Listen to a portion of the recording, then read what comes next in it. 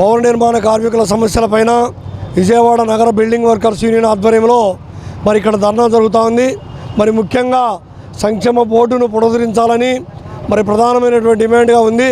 ఈ సంక్షేమ బోర్డు ఉన్నటువంటి వేలాది కోట్ల రూపాయలు అటు జగన్మోహన్ రెడ్డి ప్రభుత్వం ఇటు కూటమి ప్రభుత్వం రెండు కూడా ధ్వంసం చేసి అన్యాయం చేస్తారు. ఈ భవన కార్మికులకు ఈ రాష్ట్రంలో దాదాపు 46,000 క్లెయిములు పెండింగ్లో ఉన్నాయి. అందులో విజయవాడ నగరంలోనే దాదాపు 1,200 క్లెయిములు పెండింగ్లో ఉన్నాయి.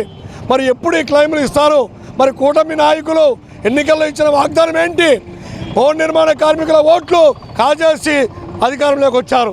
భవన నిర్మాణ కార్మికులకు ఏం చెప్పారు? అవ్వాలి మీరు మేము ప్రభుత్వం అధికారంలోకి వచ్చిన వెంటనే పెండింగ్ క్లెయిమ్లన్నీ ఇస్తాము, సంక్షేమ బోర్డు రిలీజ్ చేస్తామని చెప్పారు. మరి ఇప్పటికి 15 మాసాలు అయిపోయింది మీరు అధికారంలోకి వచ్చి. పవన్ కళ్యాణ్ గారు ఏకంగా సంక్షేమ బోర్డుకు ₹1 కోటి ఇస్తామని చెప్పాడు. 1 కోటి పైసలు కూడా ఈరోజు ఇవ్వలేని పరిస్థితి ఏర్పడింది. వీళ్ళన్నీ కూడా ప్రైవేట్ పరం చేయడానికి చూస్తున్నారు తప్ప ఇటువంటి అసంఘటిత కార్మికులు రెక్కడి దగ్గర నొక్కడిని బట్టి కార్మికులకు మరి చూసే పరిస్థితి లేదు.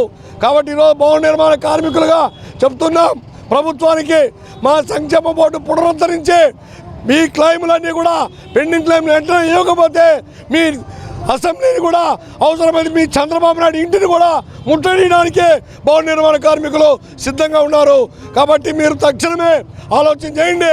ఈరోజు బోర్డులు వేశారు, సలహా మండలి గుండుముక్కల రఘురామరాజు గారిని పెట్టారు చైర్మన్గా. దానికి కమిటీ లేదు, ఏమి లేదు. అదేవిధంగా సంక్షేమ బోర్డును వలవల బాబ్జీని పెట్టారు మల్లికార్జునరావులు, వాళ్ళ కమిటీ సభ్యులు నియమించాల. ఉత్తర చైర్మన్లను పెడితే పని జరుగుద్దా? కాబట్టి ఈరోజు చంద్రబాబు నాయుడు గారు ఆలోచన చేయాలి.